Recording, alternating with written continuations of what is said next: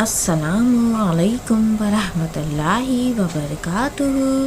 آپ سب کو kids story bank میں خوش آمدید۔ پیارے بچوں کی پیاری کہانیاں، امید ہے آپ سب خیریت سے ہوں گے۔ آج کی کہانی کا آغاز کرتے ہیں۔ آج کی کہانی کا عنوان ہے پہاڑ میں آگ۔ جی بچوں، آپ سمجھ ہی گئے ہوں گے، پہاڑ میں آگ کا مطلب ہے آتش فشاں یعنی والکینوز۔ آتش فشاں، آپ میں سے بہت سے پیارے بچے یہ جانتے ہوں گے کہ زمین کے اندر مختلف قسم کی سطح پائی جاتی ہیں۔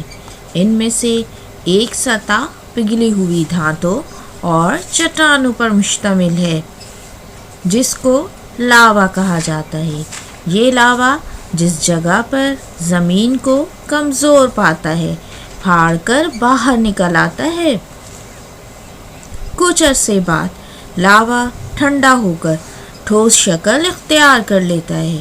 مسلسل لاوے کے اخراج اور ٹھنڈا ہونے سے زمین کی سطح پر چٹان کی سی صورت ابھر آتی ہے جسے آتش فشاں پہاڑ کہتے ہیں۔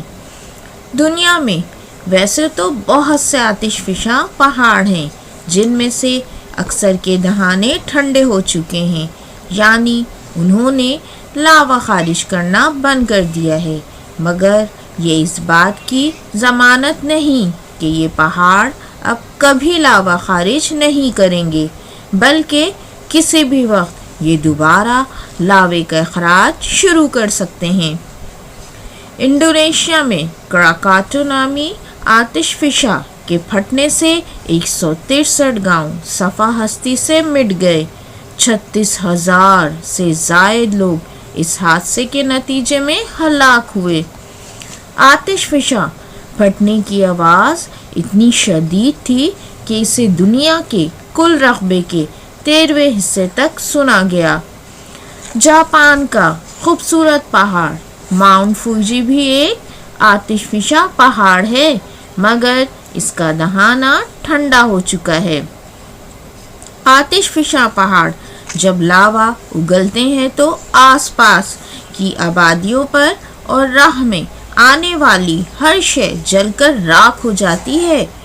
لاوا بہنے کی رفتار بہت سست ہوتی ہے، مگر کبھی کبھی ان کی رفتار انتہائی تیز یعنی 100 کلومیٹر فی گھنٹہ بھی نوٹ کی گئی ہے۔